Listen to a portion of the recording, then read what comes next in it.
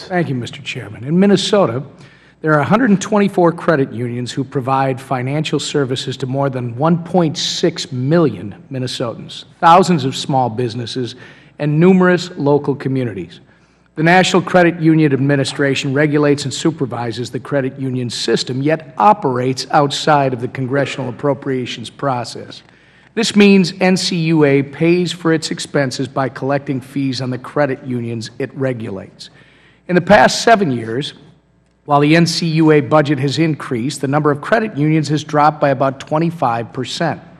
Also, since 2008, the NCUA has stopped holding public hearings on their budget, which many credit unions, like some in the 6th Congressional District in Minnesota, say severely limits their ability to weigh in on important matters that affect their customers. That's why the National Credit Union Administration Budget Transparency Act was introduced. This will require the NCUA, prior to the submission of its annual budget, to print a draft of the budget in the Federal Register, hold a public hearing to receive comments on the draft, and address any of the comments received in the final budget release, as we've heard repeatedly in the last few minutes.